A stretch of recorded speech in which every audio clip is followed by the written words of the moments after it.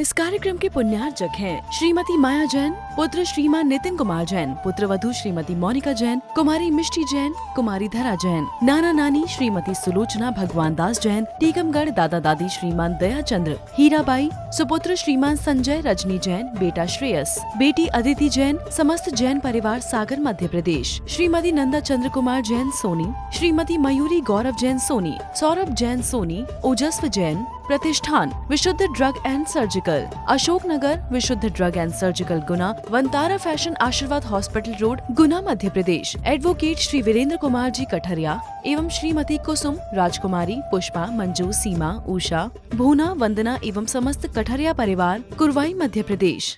अब सांस्कृतिक की बात है तो जैन संस्कृति के इतिहास में दृष्टि से जब हम देखते हैं तो रक्षाबंधन महान पर्व कहा गया है, क्योंकि आज की पावन तिथि में जो महाराज श्री ने अभी कहा था, एक कहानी को सुना करके रक्षाबंधन पर्व की जो कहानी है, मूल प्रसंग तो वो है उज्जैनी नगरी में अकंपनाचार्य महाराज का संग विराजमान था।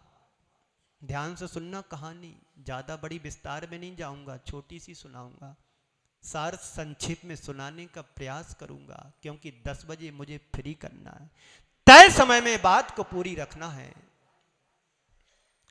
उज्जैनी नगरी में आचार्य अकंपनाचार्य अपने 700 मुनिराजों के साथ साधना कर रहे थे, प्रवास था। वहां पर राजा बड़ा धार्मिक प्रवृत्ति का था। वहां का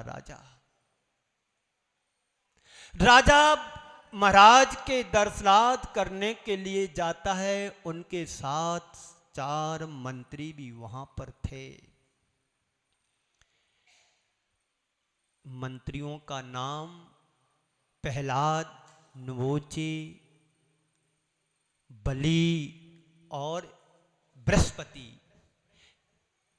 बलि, प्रहलाद, नवोची और बृहस्पति, ये 4 मंत्री बड़े विचित्र तरीके के थे, बेढंगी उनका नेचर था। वे लोग नहीं चाहते थे कि मेरा राजा धार्मिक है लेकिन मुनिराजों की वंदना करने के लिए जाए, लेकिन राजा के सामने मंत्रियों की चलती कहां है। पर ये पंचम काल का है कि राजा की नहीं चल रही, मंत्रियों की चल रही। बिना मंत्री के तो प्रधानमंत्री के पास नहीं पहुंच सकता। तो राजा महाराज के दर्शनार्थ पहुंचते हैं, लेकिन अकंपनाचार्य महाराज के लिए कुछ पहले से ऐसा आभास हो गया था, तो उन्होंने सारे मुनिराजों को आदेश दे दिया कि सब मौन रहेंगे। राजा दर्शन करने के लिए गया, गदगद हो गया, बड़ा प्रफुल्लित हुआ कि चलो मैंने आज इन मुनिराजों के दर्शन करे, मेरे जीवन धन्य हो गया। पर वे 4 मंत्री चतुर थे, ज्ञानी थे। उनके मन में ज्वाला झलस रही थी कि जैसे बने तैसे इनसे वाद विवाद करूं, पर सारे मुनिराज मौन थे तो किससे करूं। राजा दर्शन करके वापस लौट रहा था, साथ में 4 मंत्रियों को ऐसा लग रहा था कि साधु संत बोले नहीं हैं, इन्हें कुछ आता जाता नहीं है। एक अपमान जैसा उसको लगा कि हमारा अपमान हुआ है। जैसे आप मेरे पास आओ या किसी संत के पास जाओ और तुम्हें देखें भी नहीं और ये भी नहीं कहें कि बैठो कहाँ से आए हो, तो तुम्हें बड़ा अपमानित जैसा लगने लगता है। राजा को तो कुछ फर्क नहीं पड़ा और मंत्रियों को लगा कि हमारी इंसल्ट हुई है, हमारी बेइज्जती हुई है। वापस जा रहे थे, सुरत सागर महाराज नगर में आहार करने के लिए गए थे। उन्हें कुछ भी पता नहीं था कि हमारे गुरुदेव ने क्या मौन दिया, किसको दिया, क्या कहा। इस 4 मंत्री राजा सहित यहां से जा रहे थे, उधर से आचार्य मुनि सुरत सागर जी आहार करके लौट रहे थे। इन चारों ने देखा कि ये चले आ रहे हैं, इनसे ही अपना बदला लिया जाए, वाद विवाद कर लिया जाए। रास्ते में दोनों मिले। चारों मंत्रियों ने वाद विवाद किया, एक एक प्रश्न का अपनी विशुद्धि और ज्ञान के प्रखरता के माध्यम से एक एक प्रश्नों का खंडन कर दिया। सुरत सागर मुनिराज ने जब चारों मंत्री अपमानित हुए, ठहराए गए, और ये मुनिराज वापस अपने संग में पहुंचे, तो अपनी रास्ते का सारा दृष्टांत अपने गुरु को सुनाकर, गुरुजी, गुरुदेव, मुझे राजा और 4 मंत्री मिले थे, उन्होंने वाद विवाद किया, मैंने उनको अपने प्रखरता से सबको धूल चटा दी। आचार्य अकंपनाचार्य मुनिराज ने कहा कि तुमने अनर्थ कर दिया, तुमने अनर्थ कर दिया। अब संग के ऊपर संकट आने वाला है। शिष्य तो शिष्य होता है। गुरुदेव, मेरे से गलती हुई, इस बात का मुझे प्रायश्चित दीजिए। गुरुदेव गुरुदेव कहते हैं, इस बात का प्रायश्चित तो वही है कि जहां तुमने वाद विवाद किया था वहीं जाकर के सामायिक करो, प्रतिमा योग धारण करो। गुरु की आज्ञा लेकर के शिष्य जहां वाद विवाद हुआ था वहीं जाकर के रात्रि के समय में खड़गासन मुद्रा में खड़े होकर के सामायिक में लीन हो गए। सुरत सागर जी महाराज, सुन रहे हो ना आप लोग? बहुत अच्छा, मैं भी मेहनत कर रहा हूं आपको सुनाने में। इधर रात्रि के समय उन चारों मंत्रियों ने प्लानिंग की कि चलो अच्छा मौका है, बदला लेने के लिए षड्यंत्र रचते हैं। नगर से निकलते हैं तलवारों को लेकर के। इस मुनिराज ने मेरे साथ ठीक व्यवहार नहीं किया, अपमानित किया। रात्रि के समय में चारों मंत्री कौन कौन से थे? बलि, प्रहलाद, नमोचे और बृहस्पति पैनी तलवारों को लेकर के जाते हैं और रास्ते में सुरत सागर मुनिराज वहीं मिल जाते हैं जहां पर वाद विवाद हुआ था। चारों के मन में विचार आया कि पहले तो इसी को निपटाया जाए, फिर तो बाद में आगे दूसरों को देखेंगे। पर समस्या ये आ गई कि पहले प्रहार कौन करे। तो तय किया कि चारों एक साथ प्रहार करेंगे, मरेंगे तो चारों मरेंगे। तो चारों ने जैसे मुनिराज के ऊपर तलवार वार करने को ऐसा हाथ ऊपर किया ही वन देवता घबरा गया, अनर्थ होने वाला है। तुरंत प्रकट हुआ, उन चारों को ऐसे ही ऐसे कीलित कर दिया। सुबह हुई, प्रभात हुआ। राजा भी, नगर के सब वासी पुनः दर्शन के लिए मुनिराज को निकल रहे थे। लोगों ने देखा कि ये क्या मांजरा है, लोगों ने देखा कि ये क्या हाल है, मुनिराज के ऊपर इस तरह का कृत्य।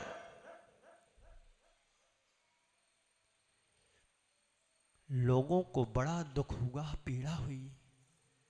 ये बात राजा तक पहुंचाई गई। राजा को जब मालूम पड़ा, राजा आया, उन चारों को पकड़ा और नगर से देश निकाला, दे दिया। चारों मंत्री अपमानित होकर के देश से बाहर निकल करके चलते चलते चलते चलते हस्तिनापुर पहुंचे। ज्ञानी तो थे ये सब। वहां पर जाकर के राजा पद्म को अपना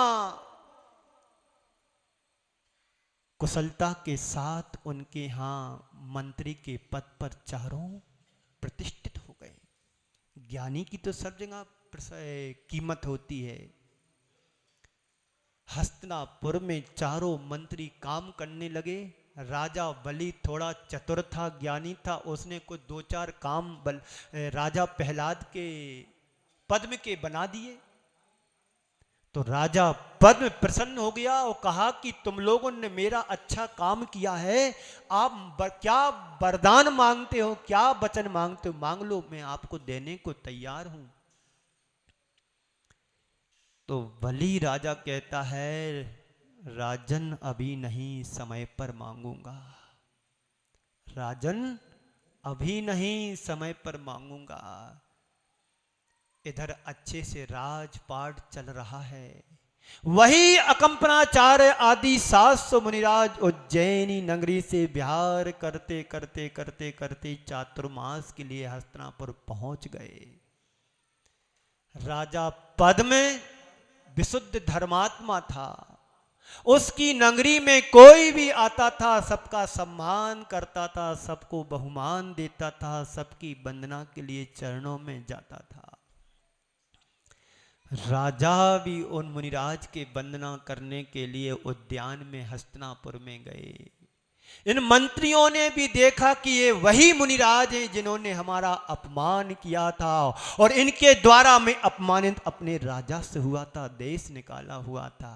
अब अच्छा मौका है बदला लेने का। राजा मंत्री बलि अपने साथियों के साथ प्रहलाद के पास जाता है कि राजन अब मेरे वचन वापस दो। तो राजा प्रहलाद को थोड़ी पता था, पद्म को पता थोड़ी था कि इनके अंदर क्या पाप चल रहा है। पद्म ने कहा कि तुम्हें जो मांगना है मांग लो, मैं देता हूं। मंत्री बलि मंत्री कहता है मुझे 7 दिन का राज्य चाहिए, मैं राजा रहूंगा, तुम अपने घर पे रहना। जैसे यहां पर अध्यक्ष आते हैं सबको आशीर्वाद देते हैं, तुम अपने घर पे रहो, मैं संभाल लूंगा। ऐसे ही बलि मंत्री ने राजा पद्म से 7 दिन का राज्य लिया। राज्य का संचालन चल रहा है। यहां मंत्री बलि ने घोषणा कर दी कि जिसको भी जो दान चाहिए मैं किमिच्छिक दान देता हूं। आइए, हमारे राज्य में सबके लिए स्वतंत्रता है। इधर 700 मुनिराज ध्यान में मग्न थे उद्यान में अकंपनाचार्य आदि को लेकर के साथ में। इसने उपसर्ग करना शुरू कर दिया। चारों तरफ पशुओं को मार करके बारी लगा करके होम करना शुरू कर दिया। उस दुर्गंध से, उस धुएं से 700 मुनिराज अकंपनाचार्य आदि 700 मुनिराज के गलों घुटन होने लगी, मरने की लेने देने की पड़ गई। इस उपसर्ग को देख करके विष्णु कुमार मुनिराज के पास नहीं, एक क्षुल्लक जी रात्रि के समय में उन्हें एक आसमान में नक्षत्र डोलता हुआ दिखाई दिया। उसको देख करके उन्हें लगा कि अब तो अनर्थ होने वाला है। वहीं पर मुनिराज लेटे हुए ही थे। उनकी कराह को सुनकर के मुनिराज ने सोचा कि रात्रि के समय में मुनिराज बोलते नहीं है, ये आह की आवाज कहां से आई। क्षुल्लक जी बैठ करके कहते हैं कि गुरुदेव, कि हस्तिनापुर में जबरदस्त अकंपनाचार्य आदि 700 मुनिराजों के ऊपर भयानक उपसर्ग चल रहा है। गुरुदेव, इसका बचाव का उपाय क्या है। मुनिराज ने कहा, इसका बचाव तो एक ही व्यक्ति कर सकते हैं, वह हैं विष्णु कुमार मुनि। विष्णु कुमार मुनि कैसे कर सकते हैं। तो स्वामी, उनके पास विक्रिया रिद्धि है उस रिद्धि के माध्यम से वो कर सकते हैं। जो क्षुल्लक जी थे ना, वो विद्याधर थे। वो आकाशगामी विद्या के माध्यम से पल में कैलाश पर्वत पर जो विष्णु कुमार मुनिराज ध्यानस्थ थे, साधना में लीन थे, उनके चरणों में पहुंच गए। और पहुंचते ही कहते, गुरुदेव अब ध्यान में रहने की जरूरत नहीं। पैर पकड़ करके झकझोर दिया, अब ध्यान से बाहर आओ। 700 मुनिराजों के ऊपर उपसर्ग हो रहा है। ध्यान से बाहर आए तो मैं क्या कर सकता हूं क्षुल्लक जी? नहीं, मेरे गुरुदेव ने कहा है कि तुम्हारे पास विक्रिया रिद्धि है। मेरे पास? मेरे को तो नहीं पता है मेरे पास विक्रिया रिद्धि है। तो उन्होंने एक हाथ फैलाया तो मानसोत्तर पर्वत की एक छोर चला गया, दूसरा फैलाया तो दूसरी छोर चला गया। हाँ, मेरे पास विक्रिया है, पता पड़ गया। फिर वो अपनी विक्रिया से हस्तिनापुर पहुंचे और हस्तिनापुर में जो राजा पद्म था, उनका छोटा भाई था विष्णु कुमार, बड़े भाई थे, मुनि बन गए थे। साधना इतनी उन्होंने की कि उनने अपने शरीर में विक्रिया रिद्धि को प्रकट कर लिया। ये साधना से आती है, पर मुनि अवस्था में इसका उपयोग नहीं किया जाता है। इस कार्यक्रम के पुण्यार्चक थे श्रीमती माया जैन, पुत्र श्रीमान नितिन कुमार जैन, पुत्र वधू श्रीमती मोनिका जैन, कुमारी मिष्टी जैन, कुमारी धरा जैन, नाना नानी श्रीमती सुलोचना भगवान दास जैन, टीकमगढ़ दादा दादी श्रीमान दया चंद्र, हीराबाई, सुपुत्र श्रीमान संजय रजनी जैन, बेटा श्रेयस, बेटी अदिति जैन, समस्त जैन परिवार सागर मध्य प्रदेश, श्रीमती नंदा चंद्र कुमार जैन सोनी, श्रीमती मयूरी गौरव जैन सोनी, सौरभ जैन सोनी, ओजस्व जैन, प्रतिष्ठान विशुद्ध drug and surgical, Ashok Nagar विशुद्ध drug and surgical Guna, Vantara fashion आशीर्वाद हॉस्पिटल रोड गुना मध्य प्रदेश, एडवोकेट श्री वीरेंद्र कुमार जी कठरिया एवं श्रीमती कुसुम, राजकुमारी, पुष्पा, मंजू, सीमा, उषा, भूना, वंदना एवं समस्त कठरिया परिवार कुरवाई मध्य प्रदेश।